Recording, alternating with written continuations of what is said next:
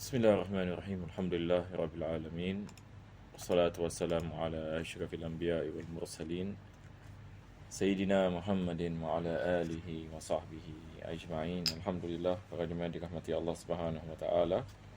Pertama dan utama sekali kita memanjatkan syukuran kita kepada Allah dapat kita menyambung pengajian di dalam kitab Fathul Qarib, yang mana kita berdoa kepada Allah Subhanahu Wa Taala, mudah-mudahan Allah menjadikan pengajian ini sebab pengampunan bagi segala dosa dan Allah mengabulkan hajat dan menjadikan kita di antara hamba-hamba-Nya yang bertakwa. Amin ya rabbal alamin.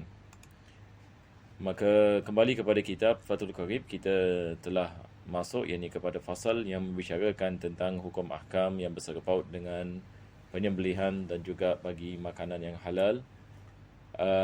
Pada awalnya kita membicarakan tentang syarat-syarat ini bagi sahnya penyembelihan, dan selepas itu penulis membicarakan tentang syarat-syarat orang yang menyembelih. Maka kita mengatakan mesti ini seorang Muslim yang melakukan penyembelihan ataupun ahlul kitab yakni yang sah.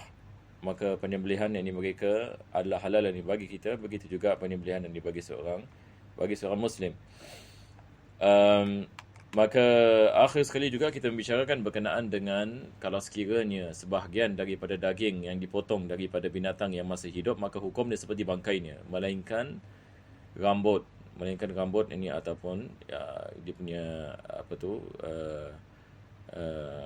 wool yang dipotong daripada rambut yang binatang ini yang boleh dimakan, maka ia dikirakan yang ini sebagai suci. Ini sebagai misal, kalau sekiranya kita ada kambing, yang ini misalan rambut daripada kambing kalau dipotong tidak ada masalah, tetapi kalau sekiranya dagingnya, maka ia mengambil ini hukum yang dibangkainya. Ini maksudnya ia adalah najis. Baik. Jadi sekarang ini kita akan kembali ini kepada mana kita berhenti pada pengajian kita ini yang lepas. Kita hari ini insya-Allah taala kita telah sampai ini kepada bahagian yang mana penulis mengatakan faslun fi ahkamil at'imatil halali minha wa ghairiha. Jadi ini adalah fasal yang ini berkenaan dengan hukum ahkam yang bersangkut dengan makanan yang halal. Yakni maksudnya bagaimana kita nak mengetahui sesuatu perkara itu halal dimakan ataupun tidak halal dimakan. Ini yang adalah fasal yang akan penulis membicarakan tentang perkara ini. Maka beliau mengatakan faslun fi ahkamil at'imatil halali minha wa ghairiha wa kullu hayawanin istatabathu al-arabu alladhina hum ahlu tharwatin wa khisbin wa tiba'in salimatin wa rafahiyatin fahuwa halalun illa ma ay hayawanun warada syar'u bitahrimihi. Jadi inilah perkara yang pertama yang kita nak membicarakan. Penulis ini mengatakan tiap-tiap ini binatang yang dianggap ini sebagai sesuatu yakni yang baik di sisi kaum Arab, di sisi kaum ini Arab, maka binatang itu adalah halal dimakan. Ini adalah secara dasarnya kita mengatakan kalau sekiranya sesuatu ini binatang itu dianggap ini sebagai baik, binatang ini yang suci, yang dimakan ini oleh kaum Arab, maka kita menganggap ini binatang itu adalah binatang yang halal dimakan. Ini kalau sekiranya kita tidak ada nas. Di sini harus kita faham, ini penulis ini boleh membicarakan kalau sekiranya kita tidak ada nas ini daripada Al-Quranul Karim dan kita tidak ada nas daripada hadis Nabi sallallahu alaihi wasallam tentang satu jenis ini binatang. Baik, kita lihat ini kaum Arab ini zaman dahulu ada memakannya ataupun tidak. Pada zaman Nabi sallallahu alaihi wasallam. Maka kalau sekiranya kita mendapati mereka menganggap binatang ini sebagai halal, maka kita menghukumkan ia yakni sebagai sesuatu yang boleh dimakan. Ini yang beliau ini mengatakan. Tetapi siapakah Arab ini yang dimaksudkan di sini? Siapakah golongan yang dimaksudkan di sini? Maka Al-Imam Ibn Qasim ini mensyarahkan apa yang disebutkan oleh Syekh ini Abu Syuja'. Sebab Syekh Abu Syuja' ini beliau hanya mengatakan wa kullu hayawanin istatabatul arabu. Tiap-tiap yakni binatang yang dianggap baik ini oleh kaum Arab. Maka Syekh Ibn Qasim ini mengatakan alladzina hum ahlu sarwatin wa khisbin wa tiba'. Yang dimaksudkan dengan kaum Arab ini pertama sekali adalah golongan yakni yang kaya. Bukan ini golongan yang miskin. Maksudnya bukan ini golongan yang tidak ada makanan dan miskin, yang mana mereka makan apa saja yang mereka jumpa. Bukan. yakni maksudnya kaum Arab ini di sini adalah daripada golongan yakni yang kaya. Jadi biasanya orang kaya ini apabila mereka nak memakan ini sesuatu, mereka akan memakan sesuatu yang mereka menganggap ini sebagai sesuatu yang sedap ini dimakan, sesuatu yang baik ini dimakan. Mereka tidak akan memakan ini makanan yang kotor ataupun makanan yang tidak disukai.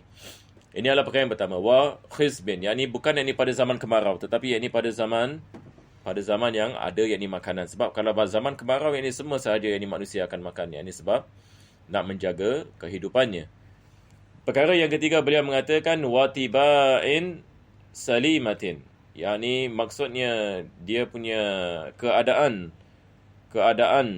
seseorang itu dia mempunyai tiba' salimah. Dia bukan yakni seseorang yang mempunyai satu yakni perangai yakni yang agak luar biasa. Iaitu seseorang yakni yang lain daripada yang lain yang memakan yakni hatta binatang-binatang yakni yang kotor. Tapi di sini kita lihat yakni kepada kebiasaan yakni kaum Arab. Bukan yakni kita menghukumkan yakni satu persatu. Sebab ada orang yakni mungkin dia makan yakni hatta yakni binatang-binatang yang kotor yakni dia boleh makan. Tapi kebanyakan yakni orang yakni tidak makan yakni seperti itu. Jadi kita tidak mengambil misal seseorang yakni yang tidak mempunyai yakni kelakuan yakni yang disetujui yakni oleh yakni mereka dalam keadaan itu. Wa rafahiyatin, yakni bukan yakni dalam keadaan yang terpaksa, tetapi dalam keadaan yang mana mereka ada pilihan untuk memakan makanan sedemikian. Jadi penulis ini beliau ini mengatakan golongan yakni kaum Arab ini yang dimaksudkan di sini adalah golongan yang mana mereka memilih makanan mereka. Bukan yakni disebabkan kemarau, bukan disebabkan kemiskinan, bukan disebabkan mereka dipaksa. Yakni daripada mereka punya choice sendiri. Adakah mereka menganggap sesuatu ini binatang ataupun sesuatu jenis ini makanan sebagai halal, sebagai baik ini untuk mereka dimakan, maka kita menghukumkan fahuwa halal. Penulis ini mengatakan di sini, maka fahuwa halalun. Makanan tersebut ini dihukumkan ini sebagai halal. Illa ma, kecuali binatang hayawan warada syar'u bitahrimihi. Kalau kita ada nas daripada Al-Quran ataupun daripada sunnah Nabi SAW ini misalan berkenaan dengan daging keldai ini misalan. Ini kaum Arab ini pada zaman dahulu sebahagian daripada mereka yakni memakan yakni daging keldai. Maka datang nas Nabi SAW mengharamkan yakni memakan daging keldai. Maka daging keldai ini diharamkan kita memakannya. Fala yurja'u fihi li istitabatihim lahu. Jadi kalau dia bercanggah dengan nas, kita kedepankan nas. Walaupun kita mendapati mereka memakannya ataupun mereka menganggap satu jenis yakni binatang ini sebagai binatang yang sedap yang dimakan, tapi kita ada nas yang mengharamkan, maka kita menghukumkan ia sebagai sesuatu yang diharamkan. Ini adalah bahagian yang pertama. Jadi bahagian yang pertama adalah sesuatu benda ataupun suatu binatang ataupun sesuatu jenis ini makanan yang dianggap sebagai baik dan sesuai dimakan oleh kaum yakni Arab. Yang ini dimasukkan dengan Arab di sini sekali lagi syarat-syarat yang disebutkan oleh Syekh Ibn Qasim. Dan mereka merupakan kaum Arab ini secara menyeluruh. Walaupun sebagian ulama mengatakan ini balik ini kepada Quraisy. Yang dimaksudkan yang di sini. Selepas itu beliau mengatakan wa kullu hayawanin istakhbasathul arabu. Ini adalah dia punya lawan dia. Tiap-tiap binatang yang dianggap sebagai tidak yakni sesuai ataupun yakni tidak baik untuk dimakan oleh kaum Arab. Aduhu khabithan. Yani mereka menganggapnya sebagai sesuatu yang khabith. Satu yang khabith, dia berbeza dengan tayyib. Kita ada khabith dengan tayyib. Wa yuharrimu alaihimul khaba'ith. Yani Allah Subhanahu wa taala mengharamkan sesuatu yang tidak baik. Kalau sekiranya kaum Arab ini menganggap satu jenis ini makanan ini sebagai tidak sesuai dan tidak baik dan tidak manfaat, yang mereka tidak memakannya, fahuwa haramun. Yani dalam mazhab Imam Syafi'i kita menganggap ini benda ini ataupun binatang ini sebagai sesuatu yang diharamkan. Illa ma warada syar'u bi ibahatihi. Sekali lagi beliau mengatakan melainkan kalau sekiranya kita ada nas daripada syarak. Yani nas daripada syarak ini sama ada daripada Al-Quranul Karim ataupun daripada hadis Nabi sallallahu alaihi wasallam ataupun daripada ijtihad ini para ulama. Maka kalau sekiranya kita ada nas berkenaan dengan keharusannya, yakni boleh kita memakannya, fala yakunu haraman, maka ia tidak dikirakan ini sebagai sesuatu yang yang diharamkan. Jadi ini adalah kaedah yang pertama. Apa yang dianggap ini sebagai baik bagi kaum Arab, halal dimakan. Apa yang dianggap mereka oleh tidak baik, ini tidak halal dimakan. Melainkan ini kalau kita ada nas yang membolehkannya ataupun yang ini mengharamkannya. Ini adalah bahagian yang pertama. Selepas itu penulis ini membicarakan ini tentang jenis-jenis makanan ataupun binatang yang tidak dibolehkan kita memakannya. Bagaimana kita nak memahami sejenis ini binatang ini kita boleh makan ataupun kita tidak boleh makan. Maka di sini penulis akan membicarakan ini tentang kaedah. Kaedah yang ini yang kedua untuk kita mengetahui apakah yang ini jenis ini binatang yang kita tidak boleh memakannya. Maka beliau mengatakan wa yahrumu minas siba'i ma lahu nabun. Diharamkan yang ini kita memakan daripada binatang liar. Siba' ini di sini yang ini maksudnya binatang yang liar, ma lahu nab, yang ada taring. Yang ini binatang yang ini yang ada taring. Ai sin yang ini gigi. Yang ini gigi, yang ini taring, qawiyun ya'du bihi. Yang mana taring tersebut adalah gigi yang ini yang kuat, yang mana dengannya dia boleh mematikan hayawan yakni yang lain. Dia boleh mencederakan hayawan yakni yang lain. Jadi ini adalah definisinya. Binatang yang ada taring dan taring tersebut boleh mencederakan. Sebab ada jenis yakni binatang yang mana taringnya tidak mencederakan. Yang mana yakni taringnya ini tidak yakni mencederakan. Maka ia yakni tetap ini halal ini dimakan. Ini sebagai misal, ini kita ada binatang yang ini seperti musang. Ini sebagian ulama mereka mengatakan yang ini ia halal ini dimakan walaupun ini dia ada taring, akan tetapi taringnya hanya sedikit saja. Dia bukan yang ini sesuatu yang ini yang boleh yang ini mencederakan ini misalan, ataupun yang ini boleh yang ini membunuh binatang yang lain dengan kuat, ini sebagai misal seperti singa misalan ataupun seperti harimau. Beliau mengatakan ka asadin wa namirin, seperti ini singa dan harimau. Yang ini singa taringnya ini adalah misal, yang ini dia boleh mencederakan, dia boleh membunuh ini binatang yang lain. Begitu juga yang ini dengan harimau. Maka diharamkan kita memakan yang ini binatang yang ini yang ada taring. Wa yahrumu minatuyuri ma lahu mikhlab. Jadi berkenaan dengan binatang buas, kita mengatakan tiap-tiap binatang buas yang ada taring, yang mana dengannya ia dapat menyerbu binatang yang lain dan membunuh binatang yang lain dan gigit binatang yang lain dengan kuat, boleh menyebabkan kematian pada binatang yang lain dan dimakan dengan yakni taringnya. Maka ini kita mengatakan binatang seperti ini semua diharam yang dimakan.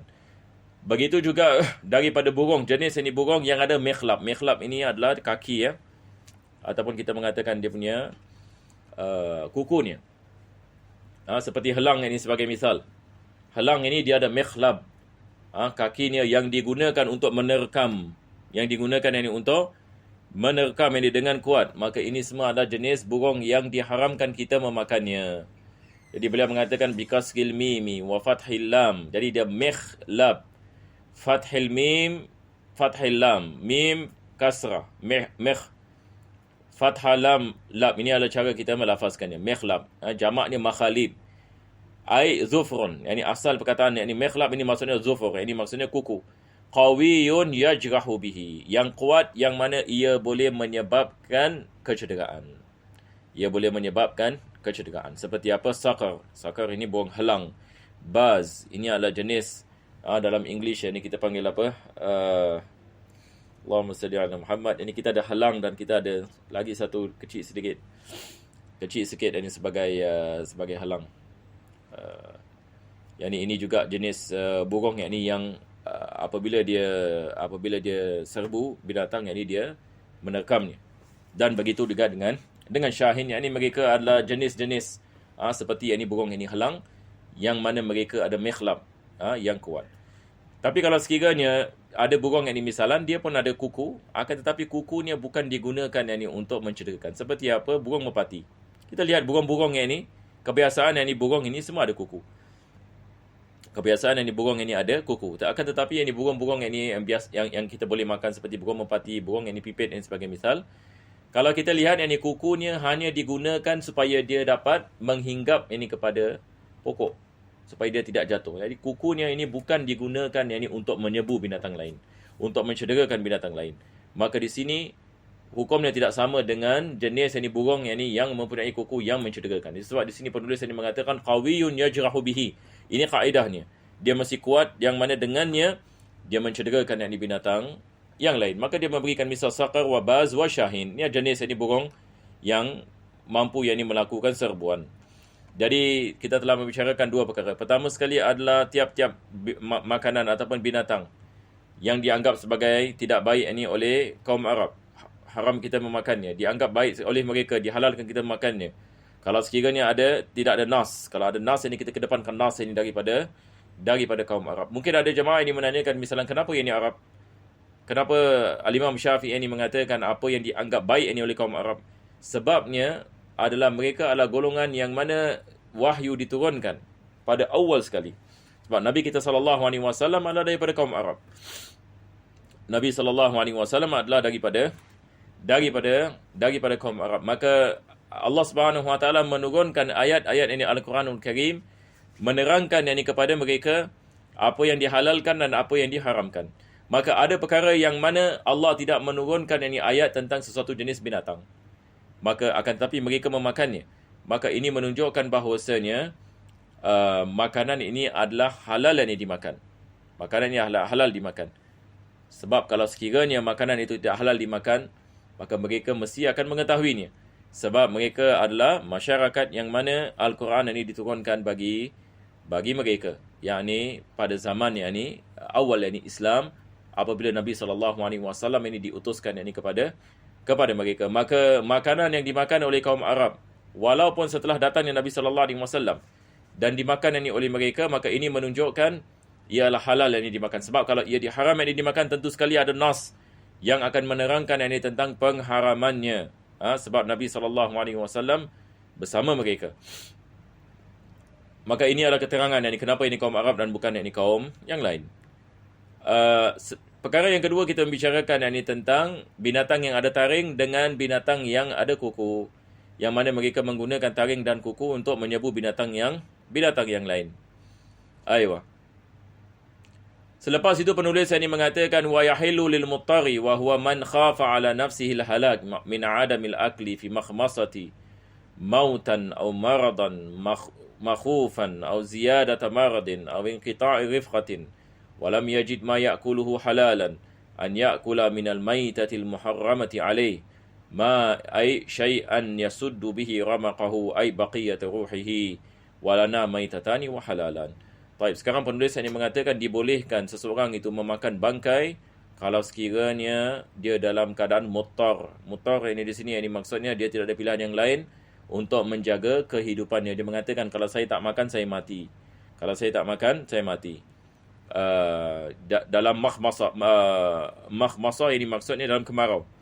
Jadi barang siapa khafa ala nafsihil halak, yang takut atas dirinya min adamil akli fi makhmasati, dalam keadaan kemarau ini sebagai misal, yang mana dia mengatakan kalau dia tidak makan bangkai ini, dia akan mati. Ataupun dia takut maradan makhufan, dia tidak membawa kepada maut, akan tetapi dia akan membawa kepada penyakit yang sangat bahaya. Au ziyadata maradan, dan dia kalau tidak makan dia penyakitnya akan bertambah. Au inqita'a rufqatin, maka dia mungkin akan terlepas daripada jamaahnya musafir. Walam yajid ma ya'kuluhu halalan, dan dia tidak ada makanan yang halal, maka dibolehkan dia memakan daripada bangkai yang diharamkan. Dibolehkan dia makan bangkai. Jadi kita ada beberapa misal sekarang. Satu orang dia takut atas dirinya. Dia mengatakan kalau saya tidak makan saya mati. Tamam? Ini kita mengatakan untuk menjaga nyawanya. Yang kedua adalah berkenaan dengan penyakit. Dia mengatakan dia sakit. Kalau dia tidak makan, maka penyakit ini akan bertambah ataupun dia akan menyebabkan penyakit yang sangat bahaya. Ketiga adalah dia takut kalau dia tidak makan, maka ditakuti dia akan ketinggalan jamaahnya yang musafir. Sebab kalau dia nak mencari makanan yang halal, mungkin dia akan ditinggal oleh jamaahnya. Dan kalau dia tidak makan, maka ini boleh menyebabkan dia jatuh sakit yang bahaya, ataupun boleh menyebabkan mudarat kepada dirinya. Maka dibolehkan dia memakan makanan yang tidak halal. Penulis ini memberikan misal bangkai. Jadi di sini bukan saja bangkai, bahkan kita mengatakan makanan yang tidak halal termasuk jenis seperti hukum bangkai, sebab ini semua dikirakan sebagai najis. Jadi biasanya kalau seseorang ini misalnya dia pergi kepada negeri di Eropah ini misalnya dia tidak dapat mendapati makanan halal sama sekali. Adakah kita mengatakan kepadanya jangan makan apa-apa? Kalau kita mengatakan jangan makan apa-apa, ini boleh bawa kepada maut ini misalnya. Ataupun kita mengatakan kepadanya tak apa makan ini coklat sahaja, tetapi dia ada penyakit. Dia ada yang ini penyakit.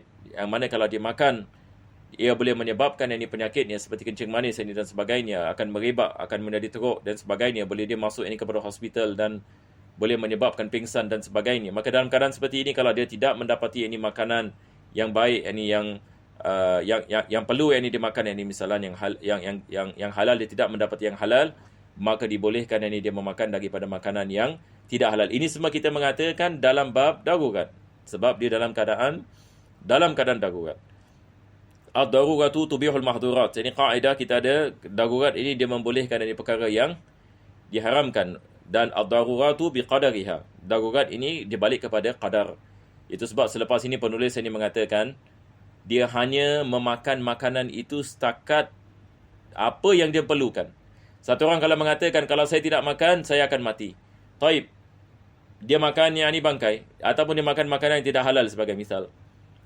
Adakah kita mengatakan dia yakni makan yakni sampai yakni dia kenyang misalnya? Tidak. Kita mengatakan makan yakni sampai dalam keadaan yang mana dia dapat menghindarkan dirinya daripada maut. Dia dapat hindarkan dirinya daripada maut. Yang mana dengan makanan tersebut dia dapat bergerak dan mencari makanan yang halal sebagai misal. Jadi maksudnya darurat ini dia ikut kepada kadarnya. Bukan maksudnya kita mengatakan dia boleh terus yakni dihalalkan yakni baginya yang semua yang diharamkan, tetapi dia balik yakni kepada keperluannya. Begitu juga berkenaan dengan penyakit dan sebagainya. Maka dia meletakkan usaha untuk mencari yang halal. Dia meletakkan usaha untuk mencari ini yang halal. Semana mungkin yang dia mampu melakukan sedemikian. Tapi selepas itu tidak dapat yang halal, maka sekali lagi kita mengatakan daruratnya kembali. Maka dia boleh hanya memakan daripada makanan yang tidak halal.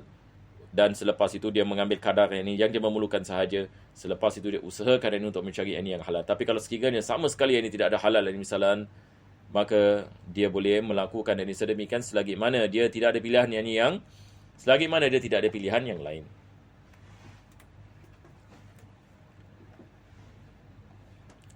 Selepas itu yang penulis ini mengatakan walana maitatani halalan. Yani ada dua jenis bangkai yang halal. Ini berdasarkan hadis Nabi sallallahu alaihi wasallam, wa huma as-samaku wal jarad, iaitu ikan dan belalang. Ikan dan belalang. Ini adalah dua jenis yang binatang yang mana bangkainya adalah halal. Walana daman halalani, ada dua jenis ini darah yang halal ini bagi kami, iaitu al-kabid ini wattihal. Ini adalah liver dengan yang tihal yang ada pada badan ini satu ini binatang. Yani maksudnya dua benda ini adalah asalnya adalah daripada darah. Kalau kita lihat ini kita punya kita mengatakan buah pinggang ini, maka ini asalnya daripada darah. Tamam? Akan tetapi kita boleh memakannya. Misalan buah pinggang bagi kambing ini misalan. Liver ini bagi kambing. Maka kita boleh memakannya walaupun asalnya kita mengatakan najis. Kenapa najis? Sebab dia adalah darah. Dia adalah dikirakan ini sebagai darah. Kita mengatakan semua jenis bangkai adalah najis melainkan as-samak wal jarad. Ini berdasarkan hadis Nabi SAW, iaitu ikan yang di lautan ataupun di sungai, al-jarad iaitu ini belalang. Jadi dua jenis bangkai yang halal, dua jenis ini darah yang halal. Wallahu a'lam bissawab. Insya-Allah taala kita berhenti di sini. Dan insya-Allah mungkin kita baca lagi sedikit. Ini penulis ini mengatakan wa qad urifa min kalamil musannif huna wa fi ma sabaqa an al-hayawan ala salasati aqsam. Jadi di sini Al-Syekh Ibn Qasim ini dia merumuskan masalah ini. Dia mengatakan daripada apa yang kita faham ini daripada musannif Al-Imam Abu Syuja', bahawasanya haiwan ini terbagi kepada tiga bahagian. Haiwan yang disebutkan sebelum ini. Yang pertama beliau mengatakan ahaduha ma la yu'kalu fadhabihatuhu wa maitatuhu sawa. Jenis yang pertama adalah jenis binatang yang tidak boleh dimakan. Maka menyembelihnya ataupun tidak menyembelihnya adalah sama. Ia tetap diharamkan. Misalan singa Hatta kalau kita sembelih singa, adakah maksudnya singa halal? Tidak. Sebab asalnya tidak halal. Asal yang ni singa ini binatang yang tidak halal. Sebab yang ni dia ada taring yang mana dia menggunakan untuk mencederakan binatang yang lain. Asani ma yu'kalu fala yahillu illa bitazkiyati syar'iyyah. Manakala binatang yang boleh kita makan, ia hanya menjadi halal dengan tazkiyah syar'iyyah. Maksudnya dengan penyembelihan ikut kepada syarak. Ini yang telah kita membicarakan tentang apa memotong halqum, memotong mari. Dua syarat. Yani kita wajib memotong halqum, wajib memotong al-mari. Maka binatang tersebut ini menjadi halal. Asalis ma tahillu maitatuhu kasamaki wal jarad. Yang ketiga adalah jenis yang dibangkai yang halal dimakan seperti ikan dan belalang. Selepas itu penulis mengatakan faslun fi ahkamil udhiyah. Minggu depan insya-Allah kita akan masuk kepada fasal ini yang membicarakan tentang hukum ahkam yang bersangkut paut dengan binatang korban.